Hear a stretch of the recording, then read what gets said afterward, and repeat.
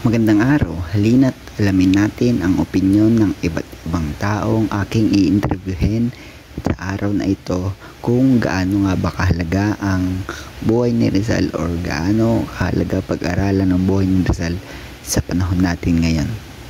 Sige na, samahan niyo ako sa ating mini vlog. Ano pong pangalan niyo, Tay? Bautista ako Boyet Bautista. May tanong lang po ako about sa buhay ni Rizal. Sa tingin niyo po ba sa panahon natin ngayon, mahalaga pa po bang pag-aralan ang buhay ni Jose Rizal? Sa ngayon, mahalaga pa rin yun kasi history na yun eh. Talagang itinuring na bayani ng bayan natin yun eh. Kaya yun, hindi na malilimutan yan. Kaya dapat pag-aralan pa rin yung mga aral at saka mga ginawa ni Rizal, yung tulad ng mga libro niya sinulat niya, El Historismo at saka No Limit na, dapat lang yan pag-aralan kasi kumbaga history na ng Pilipinas yan eh, tinuring na bayani ng Pilipinas.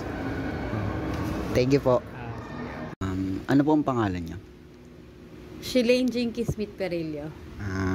Sa palagay niyo po ba, sa perspective niyo po, mahalaga pa po bang pag-aralan ng buhay ni Rizal ang buhay ni Rizal sa panahon natin ngayon? Oo, para sa akin mahalaga pa yun. Para sa mga kabataan, para at least ma-recognize nila kung ano yung ginawa ni Rizal para sa bayan natin. And para hindi makalimutan. Kasi isa sa Rizal, sa history yan history ng Philippines yan. So, isa sa pinakamahalaga at importanteng tao sa mundo. Thank you po. Tatanungin ko lang po kayo kung gaano po kahalaga sa inyo ang pag-aralan ang buhay ni Rizal sa panahon natin ngayon? Sa panahon natin ngayon, siguro,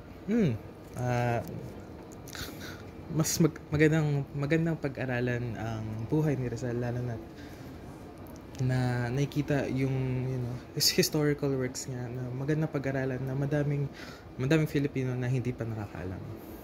Thank you po. Makikita natin sa mga in-interview ko na lahat sila ay sinabi na mahalaga pang pag-aralan ang buhay ni Jose Rizal upang mapag-aralan at malaman ng iba pang mga henerasyon sa ating mundo at para magtuloy-tuloy ang kaalaman ng lahat sa buhay ng ating bayani na si Dr. Jose Rizal. Sa unang in-interview ko ay sinabi niya na si Jose Rizal ay bayani ng bayan na kung tutuusin ay tama ang kanyang sagot dahil marami siyang nagawa sa ating bansa upang tayo ay makalaya sa mga Kastila at ibang lahi. Sinabi niya rin ang tungkol sa mga naisulat ni Dr. Jose Rizal na tulad ng El Filibusterismo at No Limit ang Here. Sabi ng pangalawa kong na-interview ay mahalaga rin daw ang pag-aralan sa panahon ngayon ang buhay ni Jose Rizal gaya nga ng sabi ko ay para sa mga susunod na henerasyon or para sa mga kabataan na hindi kilala si Dr. Jose Rizal.